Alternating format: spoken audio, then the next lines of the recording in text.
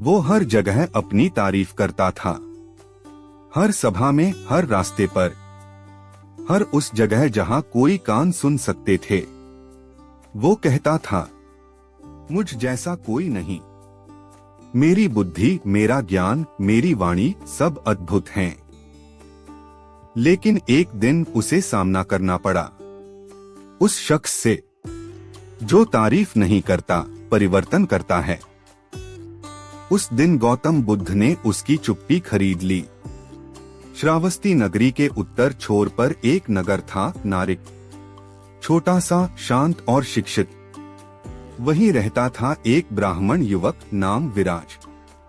विराज की बुद्धि तेज थी। उसने वेद, उपनिषद, तर्क और ज्योतिष की कई शाखाएं पढ़ी थीं। लेकिन जैसे जैसे ज्ञान बढ़ा, उसका अहंकार और जुबान भी तेज होती गई। वह जहां जाता कहता, मुझ जैसा विद्वान इस युग में दूसरा नहीं। लोग हंसते, चुप रहते, कुछ प्रशंसा करते, कुछ मन ही मन खींचते। विराज अपने बारे में गीत गाता, कभी खुद ही श्लोक रचता और फिर सभा में पढ़कर कहता, कहो कैसा लिखा है मैंने। एक वृद्ध साधक ने एक दिन कहा, बेटा, जिस दिन तुम्हारे शब्दों से तुम्हारे बारे में कम और दूसरों के लिए ज्यादा चिंता झलकेगी, उस दिन तुम्हारा ज्ञान सच्चा कहलाएगा। विराज हंसा, दादाजी, दुनिया आज मेरी सुन रही है। आपकी पीढ़ी की तरह खामोश नहीं बैठा हूं मैं। उसी समय बुद्ध अपने कुछ भिक्षुओं के साथ श्रावस्ती के पास विहार में आए। नारिक नगर में यह खबर आग की तरह फैल गई। विराज भी उत्सुक हुआ, लेकिन उत्सुकता ज्ञान के लिए नहीं, अपने ज्ञान को साबित करने के लिए। उसने अपने शिष्यों से कहा, चलो देखते हैं तथागत को। सुना है शांत रहते हैं। मुझे बोलने दो, सारा नगर मेरी वाणी में डूब जाएगा। बुद्ध एक पीपल वृक्ष के नीचे बैठे थे। सामने सैकड़ों लोग मौन थे, बच्चे तक शांत। विराज पहुंचा, धीरे धीरे आगे बढ़ा। भीड़ चीरता हुआ, जैसे उसे मंच पर जाना हो।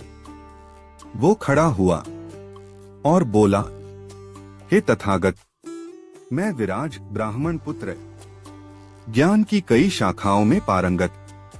आपकी शिक्षाएं सुनी हैं, लेकिन उनसे आगे की बातें मैं जानता हूं। क्या मैं कुछ बोल सकता हूं? बुद्ध ने केवल आंखों से देखा, कोई उत्तर नहीं दिया। विराज ने फिर कहा, शायद आपके मौन में मेरे लिए स्वीकृति है। तो फिर सुनिए। और वह बोलने लगा, कविताएं, श्लोक, तर्क, भाषण। 15 मिनट बीते, 20 मिनट। लोग सुन रहे थे पर चेहरे मौन थे।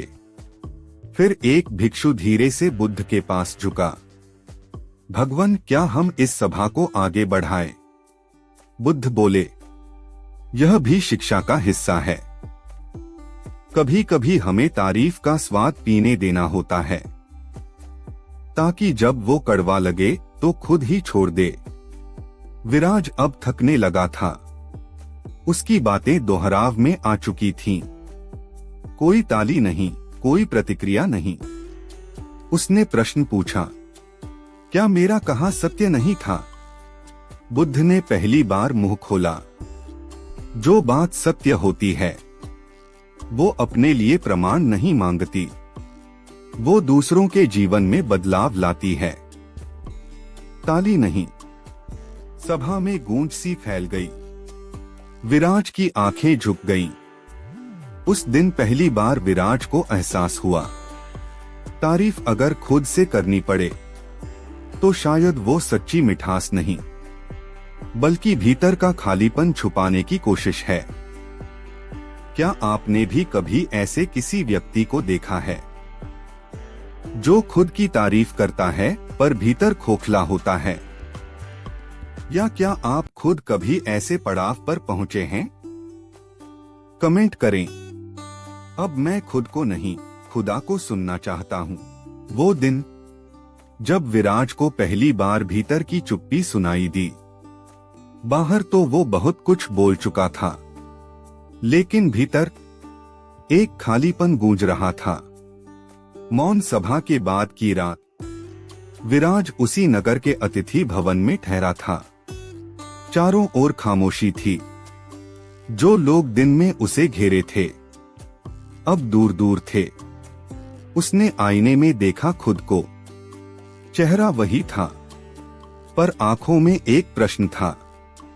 मैं बोल तो बहुत रहा हूं, पर क्या कोई सुन भी रहा है? अगले दिन सुबह बुद्ध के चरणों में सूरज की पहली किरण जब पीपल के पत्तों पर पड़ी, तो वही युवक जो कल तक अपने ज्ञान की बाढ़ बहा रहा था, आज बुद्ध के चरणों में मौन खड़ा था। बुद्ध ने आंखें खोली। बुद्ध, आज कुछ नहीं कहना विराज। विराज, भगवन, अगर कहूं तो वही दोहराव होगा। अब मैं सुनना चाहता हूं, खुद को नहीं, आपको। आत्मा का पहला सामना।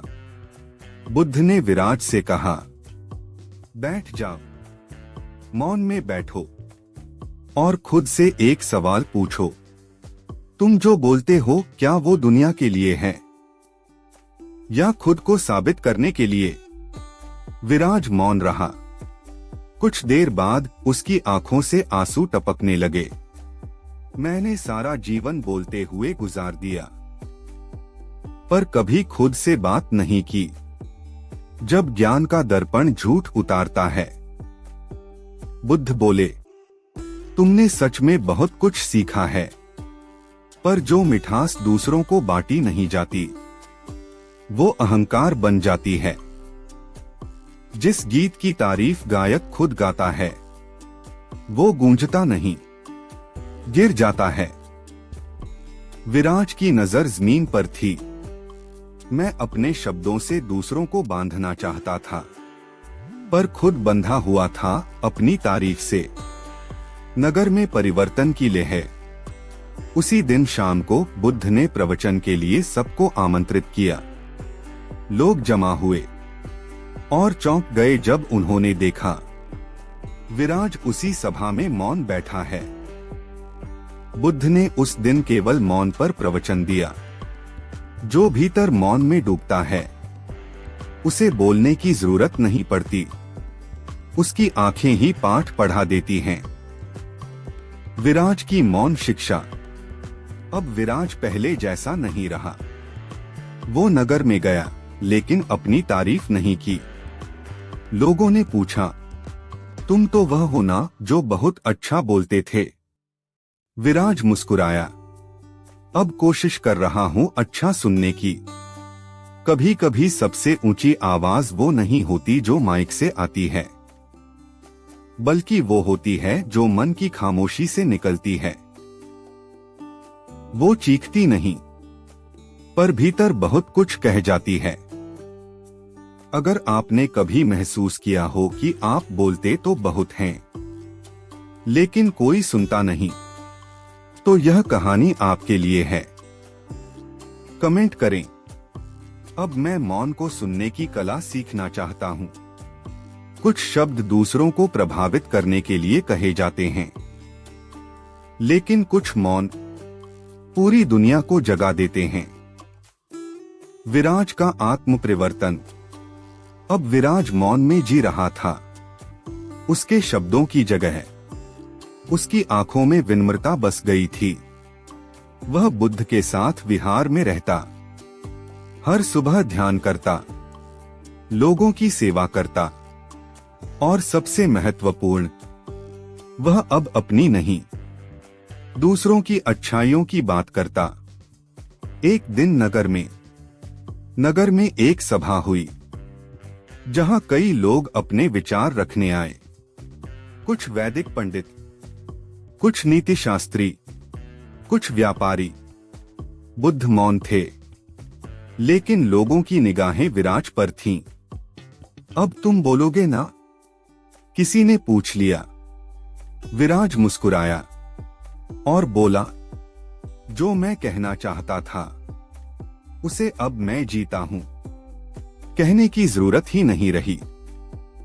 बुद्ध का मौन आशीर्वाद। सभा समाप्त होने के बाद बुद्ध ने विराज की ओर देखा।